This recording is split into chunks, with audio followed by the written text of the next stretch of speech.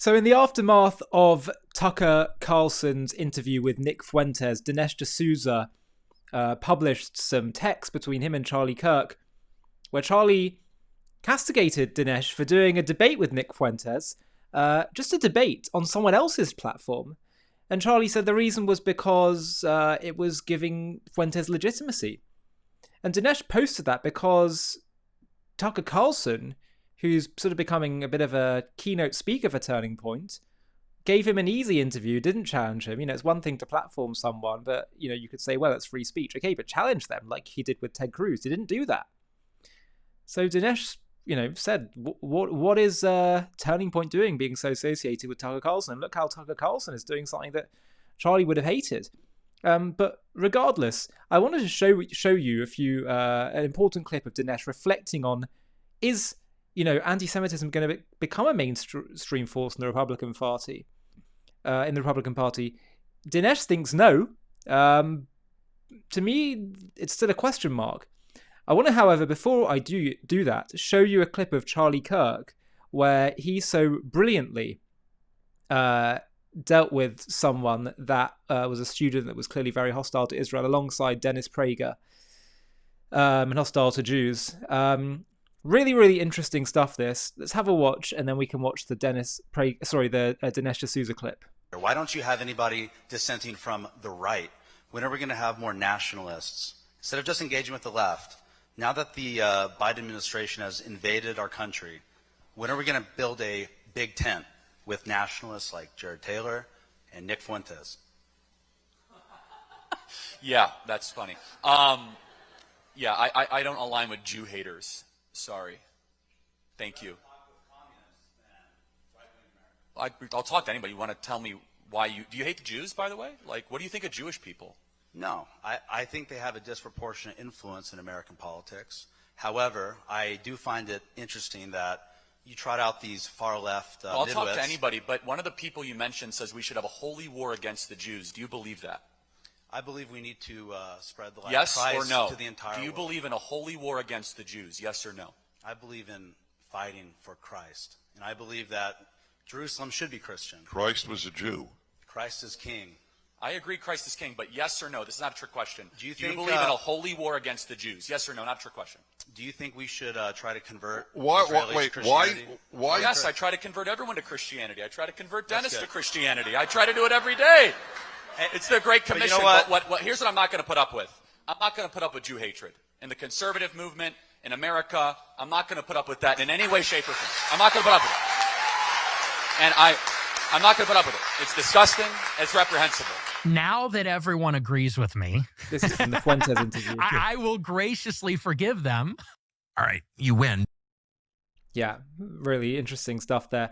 And as you can see, Charlie, though his views were complicated, I didn't always agree with him, and I felt that sometimes he was leaning a bit, giving a bit of a nod and a wink to the critics of Israel, which I felt, it's absolutely wrong to speak for someone. I'm just telling you how I perceived it. My sense was, if there wasn't this growing hostility to Israel, would Charlie feel the need to be saying that? It was just a question mark I had. Don't know. And I understand he was trying to keep a fragile coalition together, as Josh Hammer was explaining to me in an interview I did with him a few weeks ago.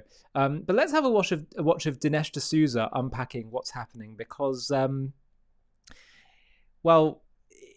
it's a question mark, as I say, on what is going to be the future of the Republican Party. Let's have a watch. I think of Tucker in relation to Nick, sort of the way I think of Qatar in relation to Hamas. So Hamas is right out there. We're going to kill all the Jews. We're going to slaughter the Israelis. Mom, I killed 10 Jews. That's Hamas.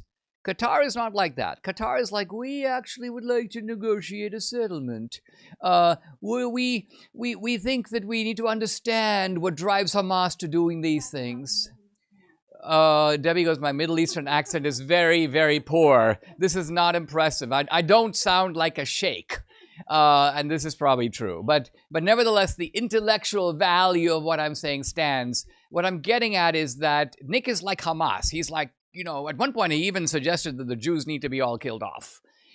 Tucker is more like the Tucker wants to be like the more mainstream anti-Semite. Well, I'm just wondering if we need to sever our relations with Israel. I just wonder if Netanyahu needs to be imprisoned for life. I'm just asking. I'm not taking a position. In fact, I could go the other way. So the point of my releasing these texts was, first of all, to show that the problem here and the specific reason for releasing the texts is that Tucker is quite clearly trying to become, you could say, the new Charlie Kirk. And I don't just mean that he's trying to, in some ways, broadly replace Charlie Kirk in the culture. I mean, he's trying to actually become the face of Turning Point.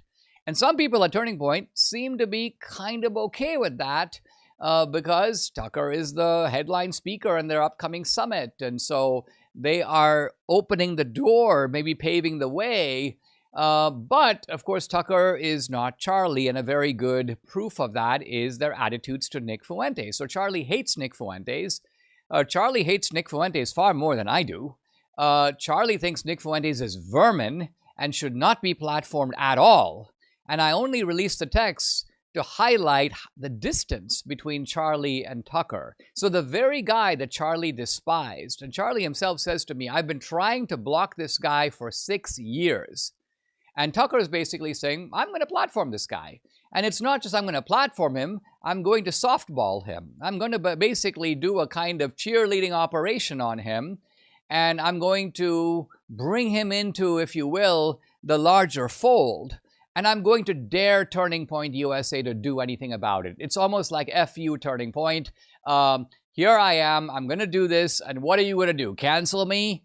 So Tucker is counting on the fact that the top brass at Turning Point, their board, Erica Kirk, Tyler Boyer, Andrew Colvett, all these people are cowering in fear of him. All these people do not see another way forward for Turning Point other than to be led by the Pied Piper, Tucker Carlson. And this, I think, would be a fatal mistake for Turning Point. In fact, I think this would be, quite honestly, the end of Turning Point. It won't be the end of Turning Point immediately. Turning Point has been raking in money. Turning Point has gotten an ocean of global sympathy after Charlie's death. But let's remember those things don't last forever. At some point, it is the organization itself, what it says, what it does, who represents it, the way it positions itself in the culture. And I'm quite convinced that anti-Semitism is not going to be mainstreamed in the Republican Party. The Republican Party cannot afford it, won't stand for it. Trump won't stand for it. If J.D. Vance goes for it, J.D. Vance himself is going to go down in flames. So ultimately what's happening here is not that Nick Fuentes is really being mainstreamed. What's really happening is that Tucker is putting himself outside the mainstream. And my proof of it is pretty simple. Name one mainstream conservative right now who's defending Tucker Carlson. None. All the mainstream conservatives are denouncing him. Now, there are a few people who are standing on the sidelines. They don't want to get involved, and I can kind of understand that. They don't want to be in the middle of this. But the only people who defend Tucker Carlson, like one guy today, I stand with Tucker Carlson. I'm looking at this guy. First of all, he has no shirt on. Second of all, he has the trademark baseball cap inverted, so you can see the adjusto strap to advantage. This is his kind of sartorial style. So yeah, you've got, a bunch of weirdos. I stand with Tucker Carlson. He's telling the truth. He's really got the Jews' number. You're going to have some people like that who are basically the residual Tuckerites. And they're going to hang with Tucker. But I don't believe that there's any future in that for MAGA, nor is there any future in that for the GOP. Really interesting. So, I mean, I think he's right that maybe at the moment it doesn't seem super mainstream in the actual Republican Party. But the question is, what's the future going to be? What's the future going to look like? And this was one of Glenn Beck's concerns, that he said, he has question marks around the future.